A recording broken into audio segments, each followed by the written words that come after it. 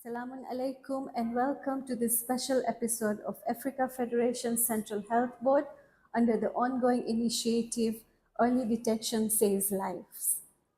Today we are speaking with an inspiring cancer survivor who has faced cancer not once but twice and has turned her experience into a mission to support others. It is my honor to welcome Nasimbai Panjwani. Thank you very much for accepting our invitation and coming here to speak with us. Thank you for inviting me. Before we talk about your experience, can you introduce yourself, your name, your age perhaps, or what do you do? Sure. Bismillahirrahmanirrahim. I am Nasim Panjwani. I live in the UK. I am also, I think I would say, first a daughter, a sister, a mother. I should say wife, otherwise my husband is not going to like this. And a grandmother as well. So for me, cancer, the journey that I went through made me more passionate to raise awareness. So I'm a Macmillan trainer, a facilitator, an assessor, and I'm also a cancer voice. And I'm now recently part of our Hujjat Cancer Support Group. And I'm also a facilitator for breast cancer now. Thank you so much. That's very inspiring. You've dedicated your life to helping others. I understand you've survived both breast cancer and lung cancer. Yes. Tell me what made you first realize something was not right. How did you know that you are suffering from cancer? I think when I had my breast cancer diagnosis, it was 2001. I was only 37 at the time, but I lost my mom through breast cancer. And I also lost my aunt through breast cancer as mom's sister. So I think I was feeling a little bit anxious that I could have the disease. But at the same time, instinct guided me that there's something wrong with me. And I felt a little lump in my left breast, a very tiny one, and I kept feeling it all the time. And I went to my GP and I said, look, I think I need to be seen and I need a mammogram done. But he said that I was too young, but he would still send me to the breast clinic and write a letter. But they wrote back and said I was too young. And I kept going to and fro to my GP. I said, there's something wrong. After my aunt passed away, I said, I really need to be seen because the lump that I felt didn't feel right. And then when my aunt passed away, he said, I'm sending you again to the clinic and write another letter. This time they called me after filling a lengthy form about the history of my mom. They said that I'll send you for a mammogram. That is when they detected that I had breast cancer. And the funny thing is, I knew where it was. And I just knew, before they even told me, I said, I know where it is. And my results did not come for 3 weeks. And when it did come, I said, I know where it is. So it was very important to have the screening done. This is such an important reminder that symptoms should not be ignored. Yes, absolutely, absolutely. So when you heard the words, you have cancer, yeah, how did you feel? What were your feelings and how did your family react to it? I was angry, very, very angry at the system, at the healthcare professionals, because they did not listen to me. This took over 5 years, and when I asked my consultant how long the cancer has been sitting there, she said 5 years. And that made me even more frustrated, more angry, and I said, this is not right. Nobody should go through what I went through. My husband was with me. He was very quiet because he just let me talk and get my anger out. A lot of feelings, a lot of emotions go through. Fear of reoccurrence, fear of the unknown. What am I going to tell my children? My children were young. What am I going to tell my family, my siblings? And I think the emotion that I felt was anger, shock, denial, a lot of up and down. And I was just told, okay, you're going to have a mastectomy. That's it. Go home. I was given a book and come back in 2 weeks. No explanation, nothing, no following support, nothing. So I was left a little bit alone, frightened. I didn't really know what was going to happen next. So I know treatment is all about medicine and procedures, but how did you take care of yourself emotionally? I think that is very important because for that you need a lot of support, family support, friends, community, organizational support, whatever is around. And for me, I think to accept that I had the cancer, that was a big thing. I was in denial. And for me, that helped me cope my journey because I had to go through chemotherapy, radiotherapy, Zolodex injections. I was in for tamoxifen. I had booster injections because my white cell count was very low. So energy levels was really, really bad. The side effects were horrible. But for me to manage that, I remained positive because I wanted to get through the journey. And I think for me, that my children, my family were very important. And I think when you're diagnosed with cancer, it's not for you. You're not scared for yourself. It's for others around you, for your family. You want to see your children grow up. You want to see them achieve things in life. And I think for me, that kept me going. And I think being positive and resilient, I didn't accept that I had the cancer. That's what made me get through the journey. That's amazing to hear. But was there a time that you actually lost hope? You know, I put my faith in Allah, in God. I trusted what He had plans, what He was planning for me. And I know there was a reason for that.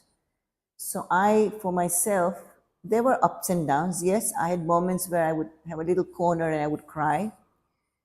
And I would think, oh, why me? Why did I get the cancer? But then I would pick myself up and I said, no, Nasim, I need to get through this. You need to get through this for yourself, for your family. You're going to live. And I think I wanted to live. I wanted to survive. And that's how I got through this. And you know, faith is very important. And people prayed for me. Community prayed, friends prayed. And family were very, very important at that time for me to accept that I had this diagnosis and to support my ups and downs, to have my mood swings, accept me for what I was going through. This is quite touching. Medicine is not only about procedures, it's also about love and having support from Yes. people around you. Yeah. So you've changed your pain into supporting others. Yes. Tell me, how did you start that? I think the passion came because when I was diagnosed with breast cancer and because I lost my mom, she didn't know what cancer was. She didn't know what screening was. She didn't know the language. And then when I got it, I mean, I would think I can read English, I can speak English. And I need to empower other women because I didn't want them to suffer like I did. My younger sister also was diagnosed after I was diagnosed. And sadly, we've lost her recently. And then after that, I think I wanted to join courses, I wanted to train, and I wanted to facilitate other cancer patients because I was there, I had been there. For me, that was important to know how they were feeling, to be empathetic and say, okay, I know I've been there, then I can say that. To support them in their journey for me was the key thing. In the community, I was just doing one-to-one, I was on the phone with them, and I think for me, that was important to have that. So I also have counseling skills. So I think confidentiality again comes into all this, and people know that if they can tell you something in confidence, that is very important as well. It takes real courage to change pain into purpose. But you know, we still have stigma around cancer. Yes. Have you come across this stigma or misconception when you were facing this? Yes, I think it was very early days. So during 2001, nobody would talk about cancer. It was very rarely spoken. The word cancer would frighten you, which is very normal. But to accept it and to talk about it was very difficult. In our community especially, people don't talk about it. It's still a taboo. because they think cancer is going to be catchy. If I talk about it, I'll catch it. If I talk or touch somebody, it's not like that. It's good to share knowledge. It's good to share your experience. And by sharing information and knowledge, you're helping others. And I think the awareness comes in by screening, by leaflets, by information in different languages, community awareness programs, talking about it, and being assertive that, look, okay, this is what's happened, but if you're aware of your bodies, examine your body. Why are you embarrassed? Why are you shy about going for screening? What is the reason? I don't get it. It can save your life if it's detected early. The key thing is you can avoid so much treatment, so much hurt, and the fear that you have, the side effects. If it's picked up early, there's so much out there you can do with yourself and motivate others. Thank you. That's very important that we should be doing early screening. Yes. So how do we as community make this step easier for others? I think having lots of awareness programs, sharing your stories, having workshops, have screening days more often, making screening available for all. And I think in UK it's different. The screening age is 50 to 70 and 75 if you request it. But if you lower the age, the screening age is important because more and more younger women are diagnosed with cancer. And it's not just breast cancer, it's lung cancer, it's bowel cancer, it's for men, it's prostate cancer. There's so many things, so many cancers now coming out. So screening, examining yourselves, going to the GP, making yourself heard and listening. And I think if you're not heard, get a second opinion. If you had private cover, go for it. If you can, I think it's really the important thing is being aware and examining your body, not to be embarrassed. That's a really important. You've shared with us a very powerful story, but I want to know, what did you learn from the whole experience? You know, if the first time when I was diagnosed with breast cancer, I went along by accepting it, not accepting it, and then in denial. And then when I did accept it after a year, I felt the journey was very, very tough. When I lost my hair during chemo, I nearly died during my third chemo. And I thought, I'm still here. God is testing me. And then I think it was difficult for me when I heard about my sister being diagnosed with breast cancer, exactly the same. We both had different treatments. And then when I was diagnosed with lung cancer very recently, it's literally less than 2 years ago, I thought, oh no, not again. And I'm thinking, well, what's happening? Why is this that I'm getting it second time? And when I asked the doctor, is it the same? Is it breast cancer? The same cancer cell? And he said, no, it's a different one. It's from lung now. It's a totally different. And I'm thinking, okay, so I have to start the journey all over again. And that's the time when you feel quite low and you think, how am I going to cope again? But then sometimes you have to push yourself. And you think, well, there's a reason why I've got it again. God is testing me, but I've got to push myself again. So I've got to pick up myself. And it's very funny. You think life is just, it's going to go on and on, but it's very fragile. God is telling you, help yourself, but it's also guiding you. But you need to be strong and passionate about what you do. You can help others by telling and sharing your story. So for me, that was important to share again. Now, this was a different cancer. So I think, now how did I get that? And that also happened because I was losing a lot of weight. Again, I was told there is nothing wrong with me.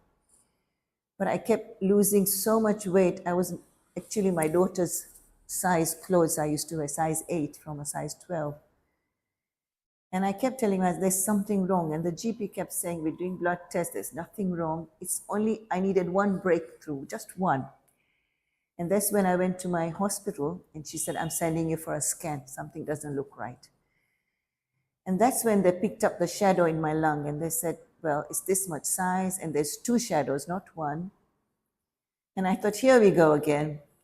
Again, I was ignored. So I think it's important to pick yourself up. It's not easy. You're going to have really bad days. You're going to have good days and bad. But that made me even more resilient that no, now I'm going to also talk about this journey and empower women by talking about it and sharing my story. Mashallah, this is so beautiful and heart touching. What advice would you give to the caregivers or the family members? Because you are suffering, but your members are also suffering. Definitely, definitely. They suffer more because they haven't been shared a lot of information, and it's important to put them in the picture always from the beginning. Tell them what's happening. During my breast cancer journey, my children did not know what was happening to me. They kept asking me, and I didn't even want to use the word cancer because I didn't want to frighten them. They were young. But one day at the dinner table, my youngest son asked me, "Mom, are you going to die?" And I said, "I don't know," because at that time I didn't know myself. So it's important to share knowledge with them, share them as to mom is going to have some good days. She might be tired. She might not feel like talking. She might have mood swings, but accept that. But always inform them, keep them in the picture, always in the loophole. But also the mistake we make is we don't offer them support. Organizational support, community support is out there. We get counselors there in the UK which are free, and include them, share them, let them talk to them openly. Also, husbands and partners suffer because they don't know what's going on with you. So it's important to tell them how you feel and include them in the picture, but always inform them what's happening. Not too much, but not too little, but the truth. It's important.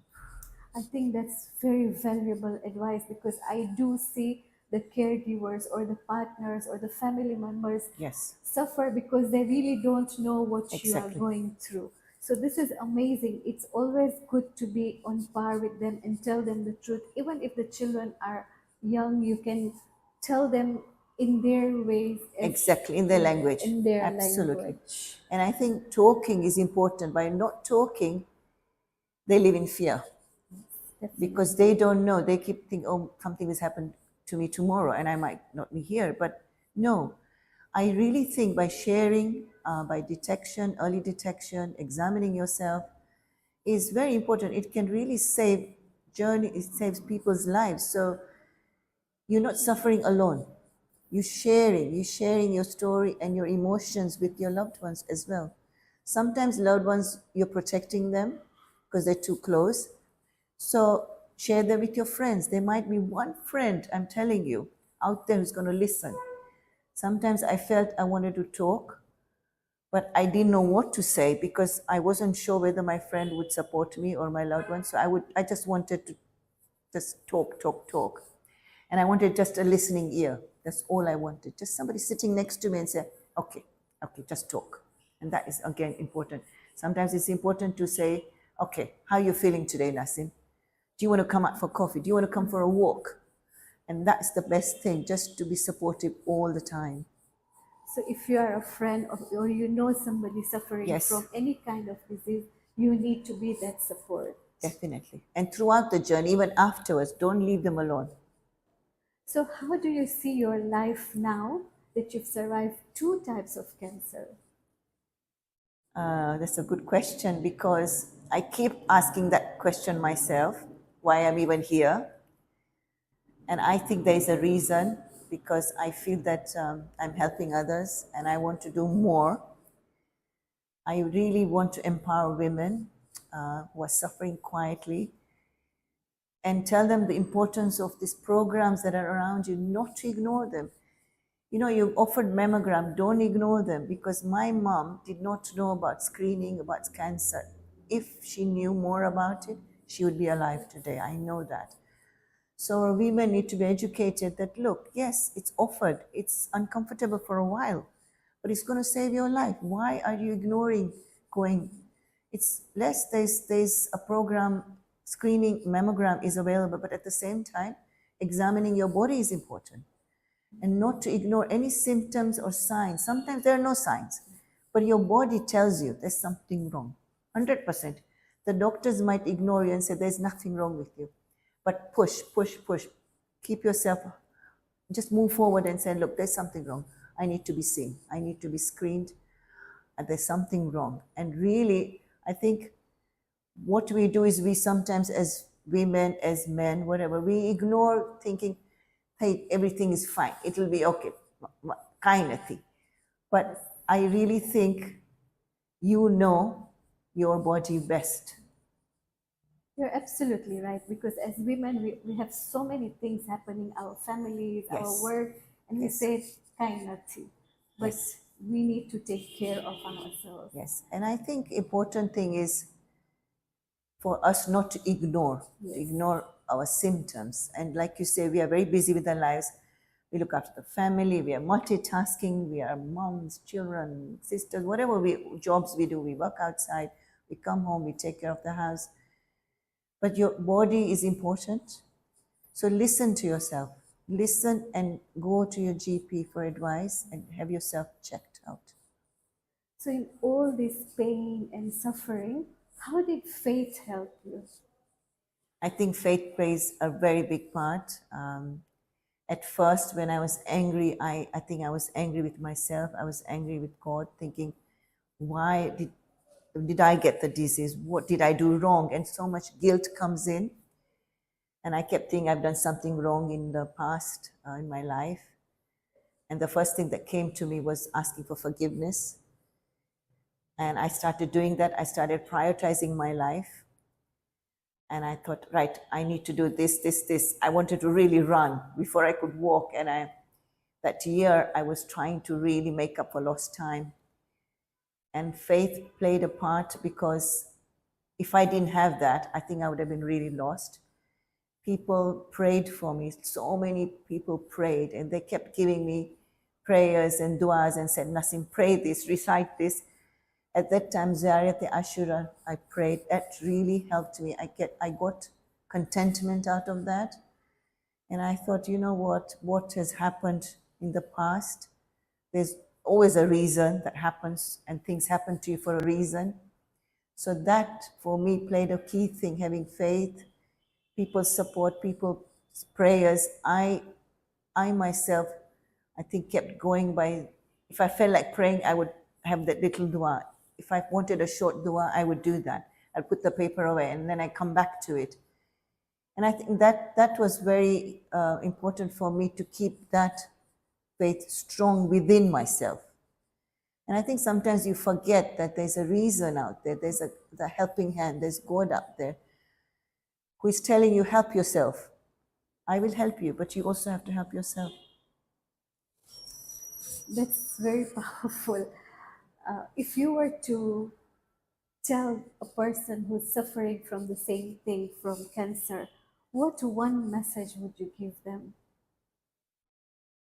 I think it's to be positive and not to give up hope. Hope is a big, big thing, because I think ultimately, yes, God is going to guide you, and He's the one giving us the illness, and He's also going to help you get through your journey. But it's important to have that hope. Sometimes doctors and GPs tell you you've only got this many months. It's not the case.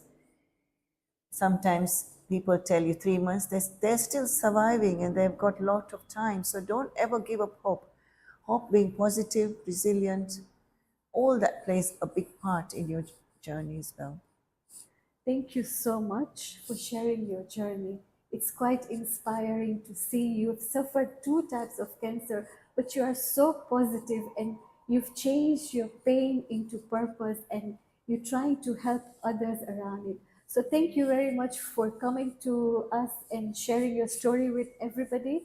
And I hope from this story, somebody out there will get something from this and start sharing their stories as well, get early detection, or go to the doctor and get themselves checked, and does not ignore the small symptoms. Definitely, and I really think that's the key message today. Early detection can save lives. Not to be embarrassed about your body, and examine yourselves often. And thank you for inviting me as well. Thank you. That was very inspiring and very heart touching to speak to you. And we pray for you that you have a long and a very healthy and fulfilling life. Alhamdulillah. Thank you so much. Jazakallah. To everyone listening, please remember early detection saves lives. Go for your regular checkups. Ask your loved one to do the same and break the silence around cancer. I am Sajida Master, and it was a privilege to host this conversation. Until next time, take care of your health and remember, early detection saves lives.